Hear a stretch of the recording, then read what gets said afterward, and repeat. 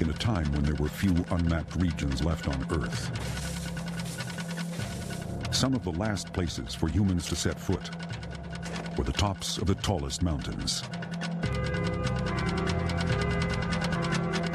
Teams from several nations competed to be first. After many tried and died, by the middle of the 20th century, the most famous peak, Everest, was conquered. But on the other side of the world, in Alaska, close to the Arctic Circle, there is a mountain as challenging to climb as Everest. For on its slopes lurks an invisible killer. Roger. Are you ready for us?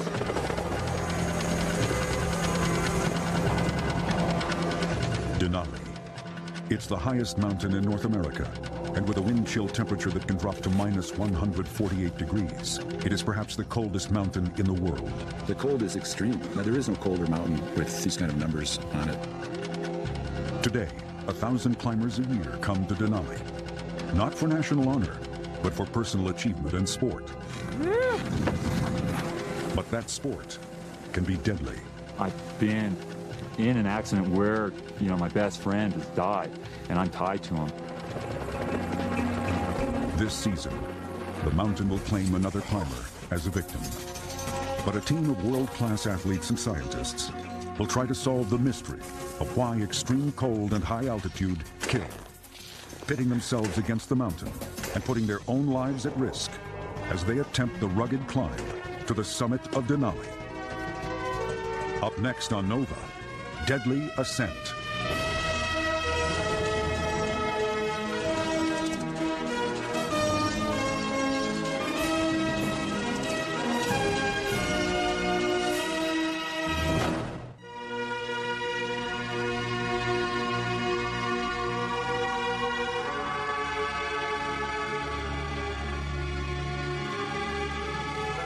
Above the distant horizon, hidden in a land of ice and snow, a granite giant lies shrouded in sheets of ancient glaciers. At 20,320 feet, the highest peak in North America soars above the clouds. In 1896, it was named Mount McKinley. But before then, and today, it's known by its Native American name, Denali, the High One. Every year, over 1,000 climbers come from all over the world to pit themselves against the mountain. Half succeed and reach the summit. But the other half fail. And on Denali, failure can mean death.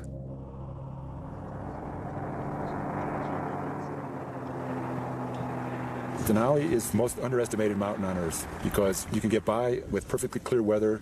The climbing isn't difficult. You can go back home, tell your friends what an easy cakewalk it is up Denali. Your friends will come up hoping for the same cakewalk and get killed.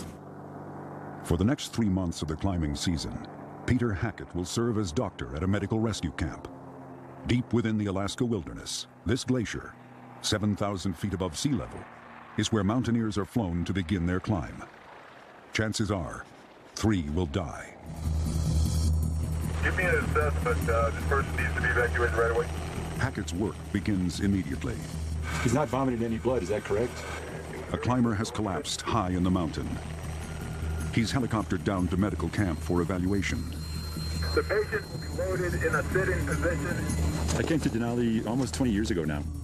At that time, it wasn't that much known about high-altitude illness, and it was hard to study in human volunteers because you couldn't ethically take them to a mountain and allow them to get very ill. Denali is one of the few places that doctors can study humans in extreme environments. We'll get you inside, get you sitting down, get you on oxygen. This climber was attacked by a mysterious disease, making it hard for him to breathe. National Guardsmen arrive in a larger helicopter to evacuate him to a hospital in Anchorage. Denali was a perfect place to find climbers who were here of their own volition, who needed help when they got in trouble, and would also serve as research subjects. He got a bronchial obstruction up at 14,000, nearly killed him. Why are climbers on Denali becoming sick and dying? Hackett's mission is to find out.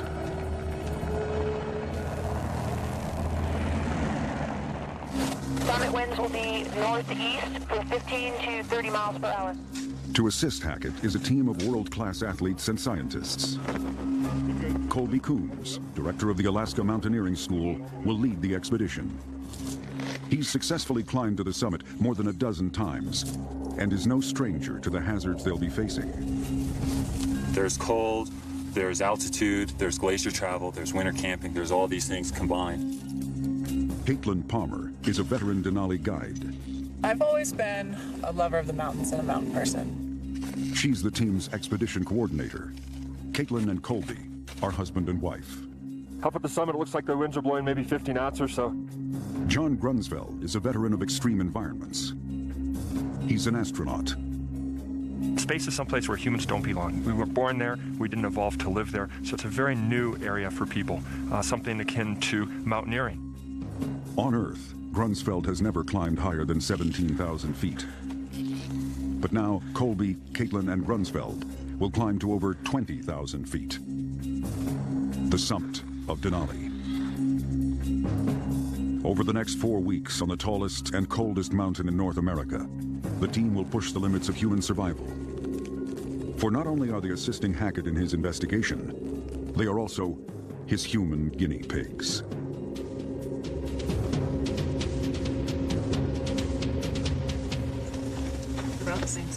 That's all the conversation. Morning. Grunsfeld. Hey, John. How's it going? Dr. Howard Donner, a medical consultant for NASA and the U.S. military, is recruited to help monitor the team. Have you taken these at Johnson Space Center? I haven't. We've used them on a number of space shuttle missions, and I've had the pleasure of not taking one yet. Yeah. Donner provides some new technology that is crucial to the investigation, a thermometer pill. And after you swallow it, we should be able to receive your GI tract temperature, which essentially will be your core temperature. The thermopill, designed by NASA, contains a battery, heat-sensitive crystal, and transmitter that sends core body temperature readings to a handheld receiver. So I'm just pushing the receive button, trying to get a reading on that pill. And now it's coming up.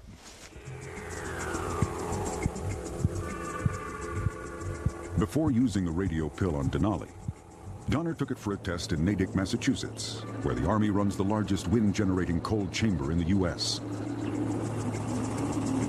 Donner tries it on a human subject named Pete Athens, an elite climber known as Mr. Everest. I think it would be interesting to have Pete strip off some of his clothing to take a look at what happens to human bodies subjected to this kind of cold. So Pete, if you would. Having been in this chamber for a little while, it's definitely getting a little frozen up. The beauty of this swallowable pills are you're able to continuously monitor a climber's core temperature. What's called the body's core is made up of 3 essential organs: the brain, the heart, and the lungs. When the brain senses that the body is cold, it sends a message to slow blood flow to the extremities, maintaining precious heat around the heart and lungs. If the body's core temperature, normally about 98.2, drops just 3 degrees, a condition called hypothermia begins. Soon, vital organs start to shut down. A major step toward freezing to death. How you doing, Pete? You don't look real happy. I'm starting to feel a little muscular rigidity. It's definitely getting a little harder to speak, actually. Yeah, I think I'm about ready to head for the door here. My hands are turning into bricks, so I'm gonna take off. We can't do that on the mountain, you know. No, we can't. This expedition to the summit of Denali is the first time that core temperatures will be monitored. Hey, you ready, Caitlin? I am. Okay, here's your personalized ingestible temperature sensor. It's awfully big. The point of tracking the climber's core temperatures is to solve a long-standing medical mystery: why extreme cold and high altitude are such a lethal combination. Down she goes. In the light of the midnight sun, Hackett and the summit team, Colby, Caitlin, and Grunsfeld, start their ascent out of base camp at 7,000 feet.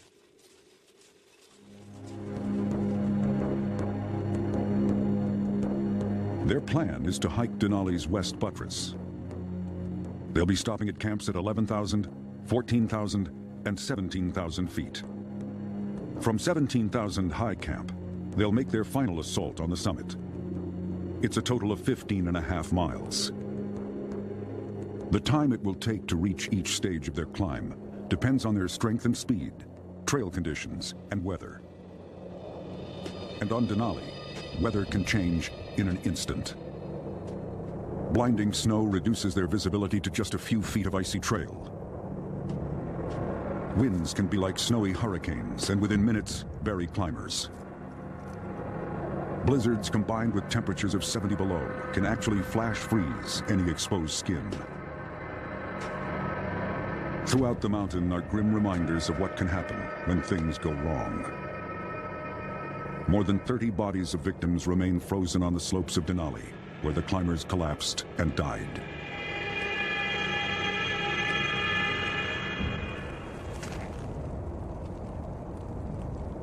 After hiking all night, battling the Arctic elements, the team reaches camp at 11,000 feet. Though this is just the first stage of their climb, the expedition is facing a true survival situation. The team scrambles to escape the freezing storm. Caitlin fires up stoves to melt snow into drinking water. We make a lot of water out here. It's constant water because we need to drink tons and tons to keep healthy and acclimatized. The formula for survival in extreme cold is simple. Eat, drink, and ensure the body retains more heat than it loses. Essential is thermal clothing and shelter. These guys are just finishing up putting the anchors in, and I'm trying to keep this center pole here. This temporary shelter, with the walls of an igloo and a roof of wind-resistant nylon, will protect the team from the raging storm outside. It works really well. As you can see, we're pretty well sealed in here. We've got the entranceway, of course. That's going to give us some draft. We do need airflow since we have 6 stoves running. It's a fantastic shelter. We'll really appreciate it later this afternoon. One of the first attempts to reach the summit of Denali was in 1912. 3 months of dog sledding over hundreds of miles led a group of pioneers to the mountain. Within 300 feet of the summit, a blizzard forced their retreat. A year later, Walter Harper, a native Alaskan Indian, became the first known person to set foot on the roof of North America. Since then, scores of men and women have blazed dozens of trails to the summit. The Ridge of No Return, Isis Face, and Catacomb Ridge. All these trails involve elements of danger, and every path to the summit can be deadly.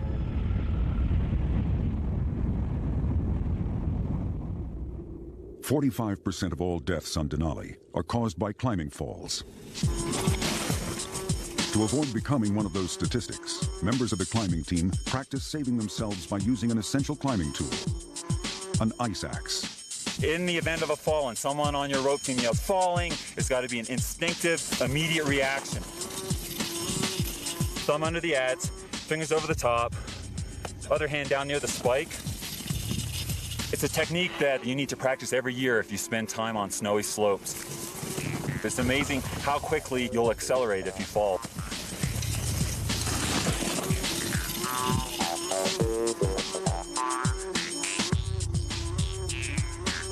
But sliding down slopes and falling off cliffs are not the only dangers. Denali is covered by glaciers, rife with crevasses, fractures that can be thousands of feet deep. That's tied in to the clip-in point there. This anchor we're going to use for lowering and for hauling. Caitlin, let's make sure that you have the gear required to ascend out of the crevasse. Climbers who fall into a crevasse and are lucky enough to survive Fener's locked, not stressed. must be prepared to climb out. We got the climbing rope, we've got the belay line. To practice their survival skills, the team lowers Caitlin into the abyss. That's good, even a little bit more. When you fall into a crevasse, it's instantly cold. You plunge into a world without much sunlight. 0! 0! And there's ice all around you. It's very chilly, and get to the business of getting yourself out.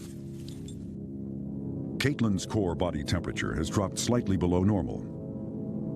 So to maintain precious heat around her core organs, the muscles surrounding the blood vessels in her arms and legs will soon begin to constrict, preventing warm blood from flowing away from the core. This involuntary response is called vasoconstriction. Although it saves vital organs, it would make it impossible for Caitlin to use the muscles in her hands and feet.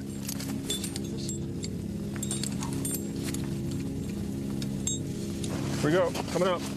Without an expedition team to haul them to safety, climbers who fall into crevasses can succumb to the cold within 3 hours.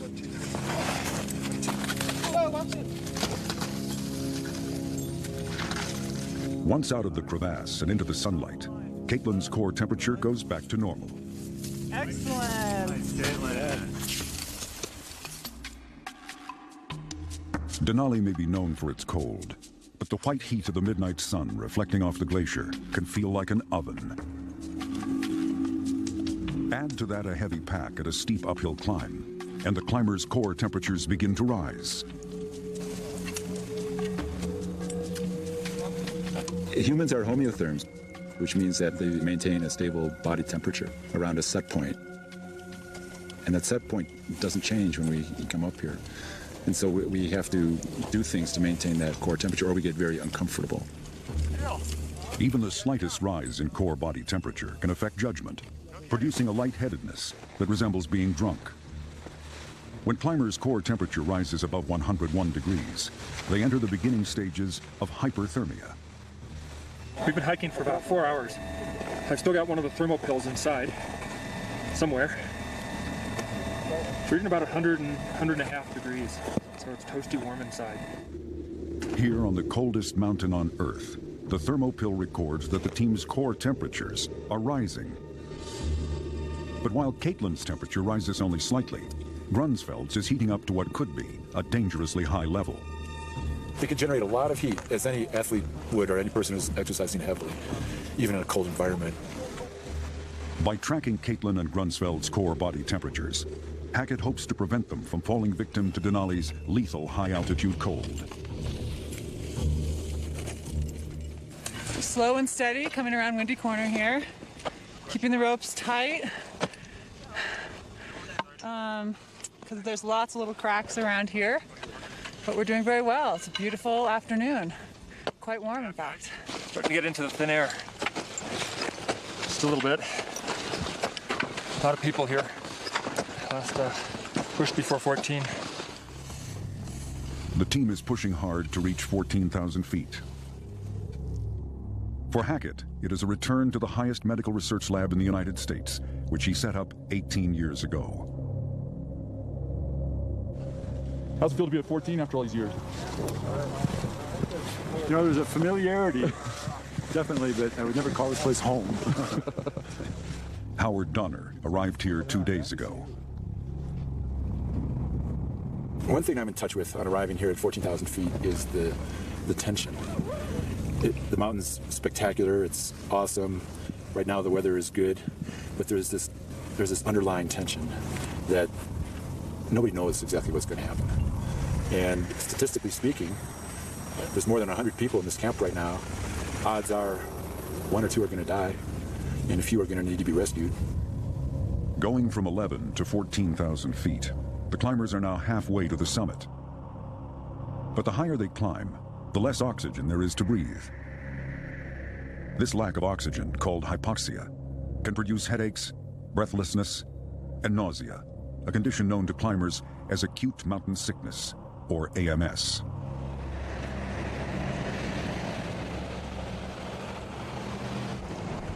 Two months earlier, in the heart of the Rocky Mountains, Peter Hackett conducted a unique altitude study to combat AMS. Now, you all came up here pretty fast, and that was the idea. Come up as high. Volunteers from Mesa State College are traveling to 14,000 feet to spend the night at the top of Pikes Peak.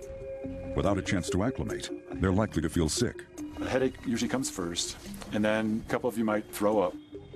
How have you felt since you arrived? Hackett gives half the group an ancient herbal remedy called ginkgo. The other half gets a placebo. Hackett is experimenting to see if ginkgo can prevent the debilitating effects of altitude sickness. We're from sea level, so we're from San Diego. Big drastic change. And so we're gonna see how it goes. We're praying I don't get sick. At first, most of the students seem oblivious to the altitude. But at 14,000 feet, there's less than 2/3 as much oxygen as there is at sea level. As the night goes on, several of Hackett's experimental subjects begin to feel the effects of AMS. Well, Janelle just spent a pretty uncomfortable night up here at Pikes Peak. She got altitude sickness pretty early on after she arrived, within 4 hours or so, but didn't really progress much. Here, let's put this mask on. At sea level, human blood is nearly 100% saturated with oxygen. Janelle's is around 80%, and the result is nausea and dizziness. You'll be feeling better here pretty quickly. Okay? Thanks for hanging in there with us. Oxygen can reverse the symptoms, But Hackett's study may lead to a way to prevent them. I'd say about a 5. 68% of the subjects who received a placebo got sick, while only 33% who took ginkgo did. Ginkgo appears to reduce the incidence of mountain sickness by more than half. Thank God for the ginkgo. I think I had it. I think I had it too. Yeah.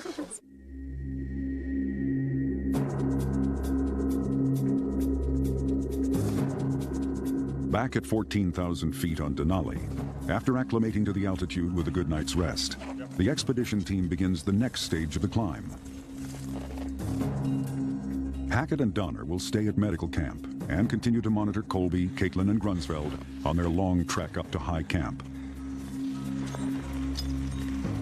They ascend the head wall, a steep cliff gouged out by an ancient glacier.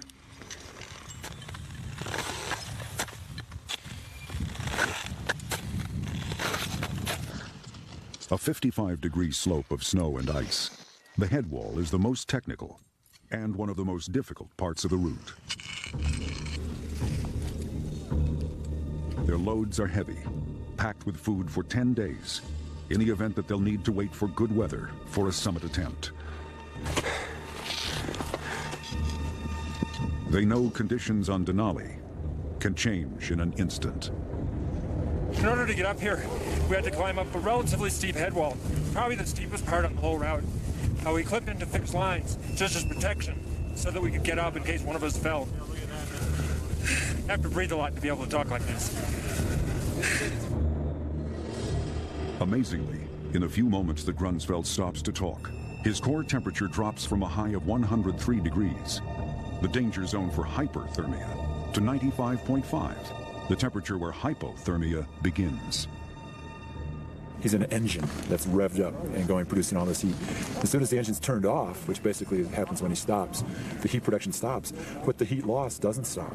He's still in a cold environment. Heat loss continues. Core temperature plummets. Humans can survive in Denali's extreme cold for only so long. They either need to move to generate heat or find shelter. And in the Arctic climate of Denali, sometimes frozen snow is the best insulation available. Kind of just got to slither your way in. A cave is an emergency shelter. A cave offers an incredible amount of protection from the elements. It's completely windproof, and if they're done correctly, snow is a great insulator, and it'll actually retain a lot of the heat from your stoves and from your body. At 16,000 feet, severe weather forces the team to take refuge in a snow cave left over from a previous expedition. But others are not so lucky. Back at medical camp at 14,000 feet, Donner receives a distress call from a climber caught in the storm.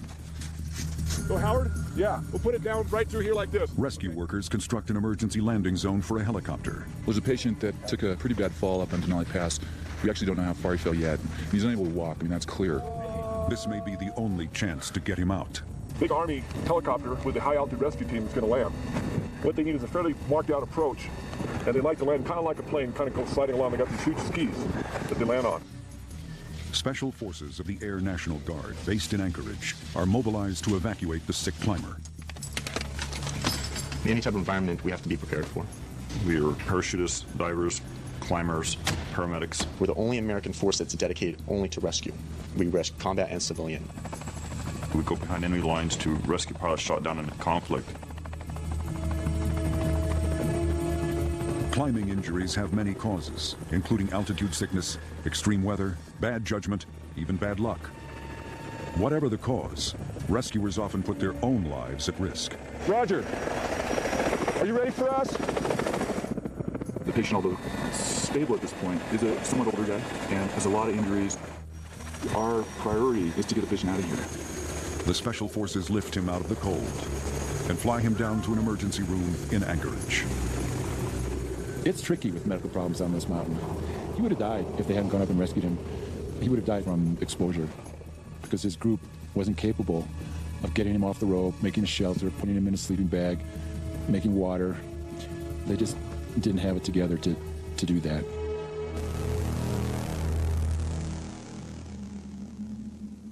Secure in their snow cave at 16,000 feet, Caitlin and Grunsfeld are maintaining normal core temperatures as measured by the thermopill. But other climbers in the grips of summit fever foolishly push on through the storm. There are days when people shouldn't move. A lot of the frostbite is because people move on days when they really ought to be staying in their tents. All 10 fingers feel like there's a million needles going through. Yeah, and just don't use your hands.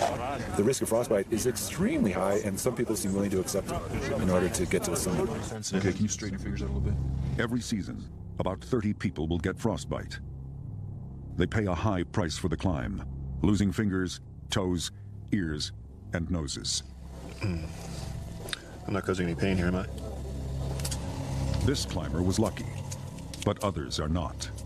I took my gloves off, and I noticed this finger was black from about halfway down the fingertip, and this one was black a quarter of the way down the fingertip. What we're looking at here are some big blebs. The first thing the body does in response to the sensation of cold is limit blood flow into the fingers and toes and funnel it into the core organs, the heart, lungs, and brain. The cruel irony is that in order to keep the core warm and alive, the body sacrifices its frozen extremities. May have been frozen rather deeply. When the human body is exposed to a cold environment, it's wise enough to know it needs to protect its core organs. And the body knows that it can survive without fingers and toes, but it can't survive without a brain and without a heart, a warm heart.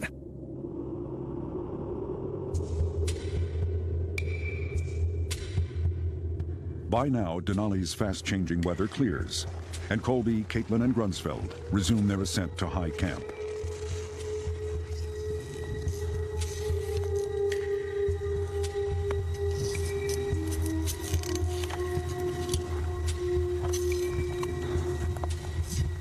The ridge from 16.2 to 17.2 is probably the most scenic part of the West Buttress route. We had clouds below us, beautiful weaving in between the rocks and sometimes right on top of the ridge itself. Despite the beauty, with each foot of ascent, the extreme cold and high altitude strain the climbers' bodies and minds. The objective dangers are falling to one side or the other, falling quite a distance, so that can be scary, the exposure. Oh, the view is breathless, and so am I.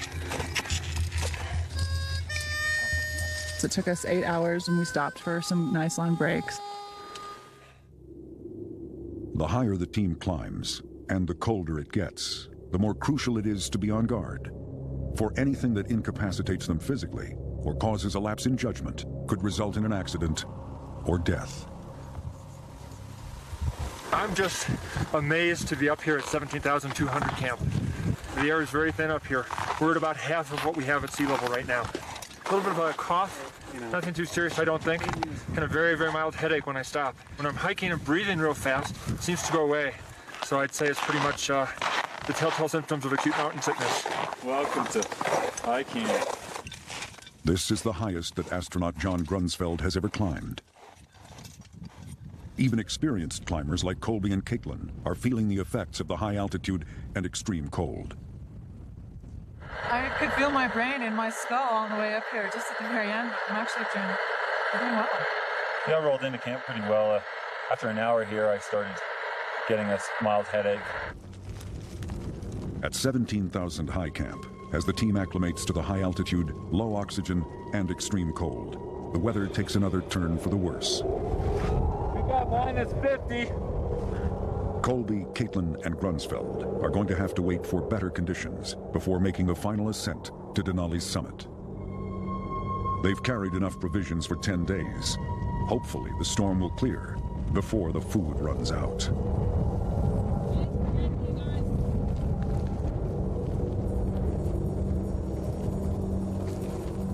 The next morning, a climber who's collapsed high on the mountain is brought down to 14,000 medical camp. Okay, come on down. Yep. Speed first. You know, it's almost a nightmare state. That's kind of scary. And you had no energy? No energy. This is an oximeter. The fallen climber, Noel, has a blood oxygen level alarmingly low, only 60%. At 50%, people can lose consciousness. That tank just died. Where's that tank? It's outside. Without the help of bottled oxygen, Noel's blood oxygen saturation plummets further, Donner hurries to hook up a new tank. Why don't you take a few deep breaths through your nose? The oxygen revives Noel, but Donner suspects his collapse may be a result of something more than hypoxia or AMS. Noel, do you feel comfortable sitting up so I can listen to your lungs again, see if you're starting to clear it all? Deep breath, mouth open. Again. At high altitude, in order to increase the level of oxygen in the blood, the heart pumps more blood through the lungs. The blood vessels in the lungs under increased pressure swell. Eventually, the air sacs, or alveoli, that transfer oxygen from the lungs burst, and the lungs fill with fluid. It's a condition called HAPE, high-altitude pulmonary edema. That's what I'm hearing. I'm hearing the little crackly sounds that are probably due to the little snapping sounds that the alveoli and the small air sacs make as they open with a little bit of fluid in there. HAPE caused this climber to collapse. If left unchecked, his lungs will fill with fluid and he will literally drown.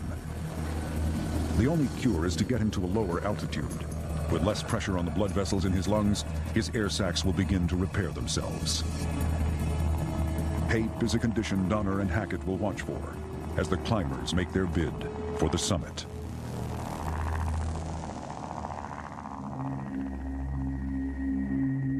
At camp at 17,000 feet, after 6 days of waiting out the storm, and with food supplies dwindling, the weather clears.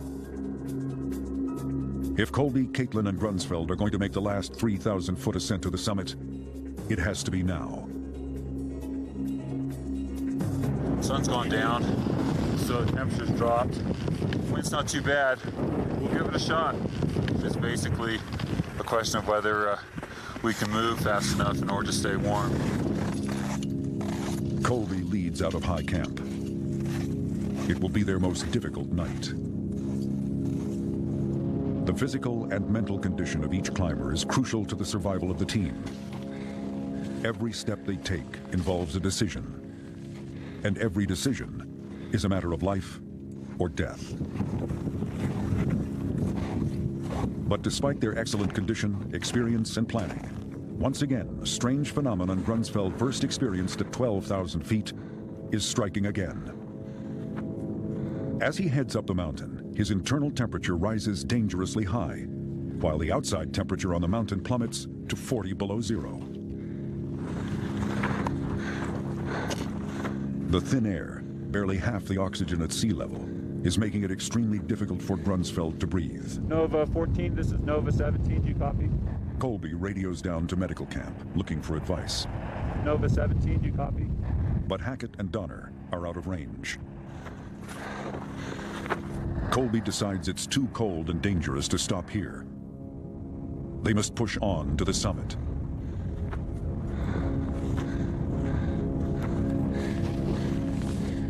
At midnight, the team reaches Denali Pass.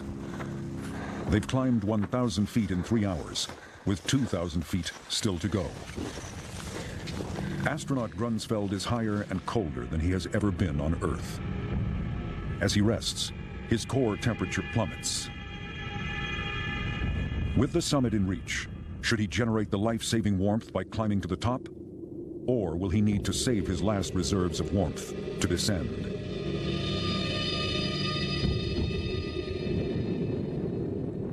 The team decides to return to high camp. We're back. It's 3 in the morning. Left at 9:30. Made the top of the pass. Turned around and scrambled home. Just taking off my bigger gloves to put on my warmer clothes got my hands so cold. It was incredible. And then my core started getting cold and I was shivering too. It was pretty windy, pretty cold, and pretty snowy on the way down. Grunsfeld's condition seems to be worsening. Can he recuperate at 17,000 feet high camp? Will the team be able to make a second attempt on the summit? Or has Grunsfeld reached the limits of his ability to survive the extreme cold and altitude?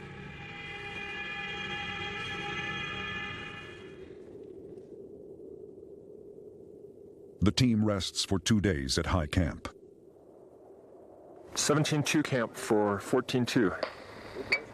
14, go ahead. Hey Howard, how you doing? John Grunsfeld here. Grunsfeld establishes radio contact with medical camp. Trying to keep warm up here. How you sleeping, John, and how's your energy and appetite? Over. This is the moment of truth. Night before last, I didn't sleep very well, so yesterday morning I woke up with a kind of a massive headache. The climbers face a tough decision. With the summit in reach, should they make a second attempt? With a pounding headache and low blood oxygen levels, Grunsfeld has all the classic symptoms of AMS, acute mountain sickness.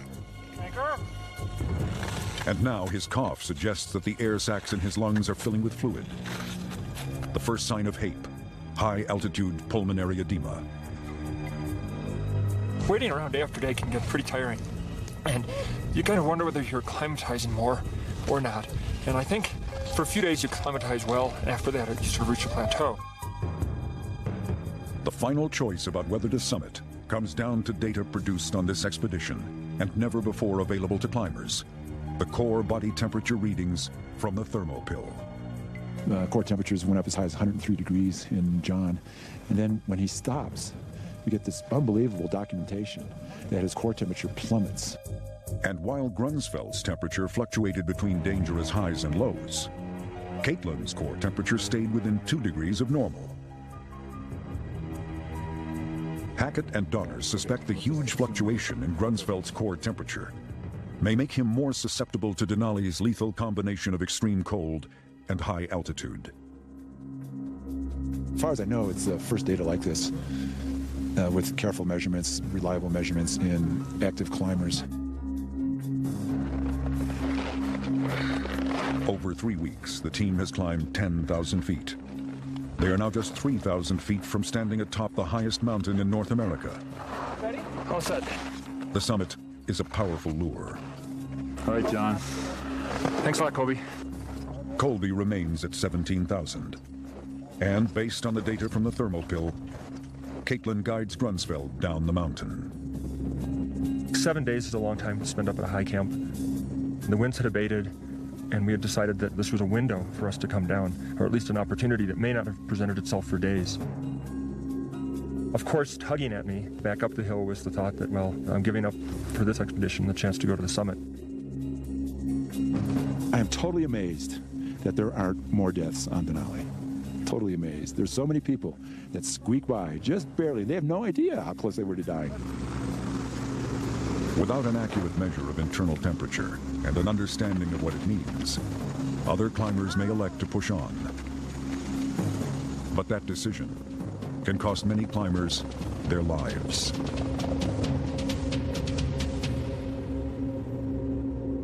With Caitlin and Grunsfeld descending, now Colby must decide if he is strong enough to reach the summit. Nova 14, this is Nova 17. Do you copy? Howard Donner at 14, go ahead. It's Colby up at 17. How's it hanging down there? Colby, we've got some problems.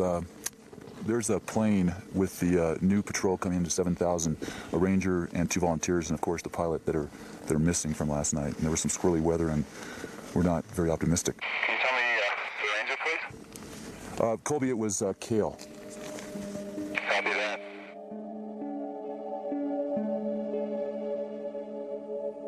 The plane, flying into base camp at 7,000 feet, crashed. On board was the pilot, 2 rescue mountaineers, and a park ranger. The ranger, Cale Schaefer, and Colby were close friends. Often it is the people who volunteer to help save lives on Denali who are most at risk. From high camp, Colby chooses to push on for the summit.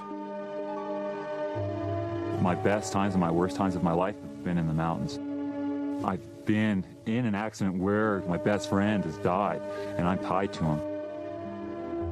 You can have your own trauma of losing your friend, but it's a whole different level of traumatic experience when you're staring at a parent who's just lost their son or daughter, and they're looking at you and saying, why? Why did this happen? This is just a sport. What went wrong?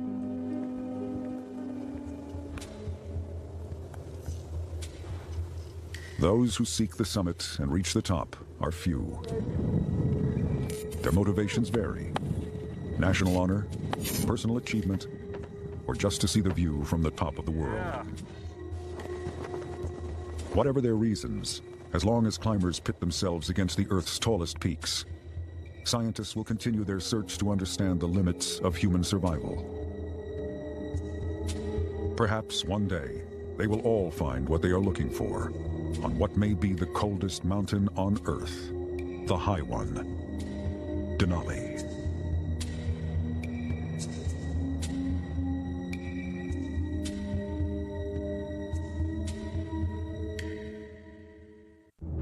Stay tuned for more about Nova, but first,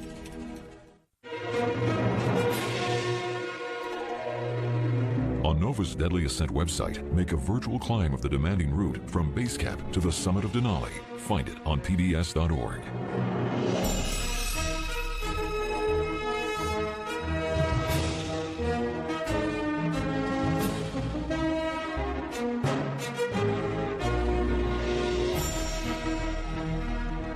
To order this show or any other Nova program for $19.95 plus shipping and handling, call WGBH Boston Video at 1-800-255-9424. Nova is a production of WGBH Boston.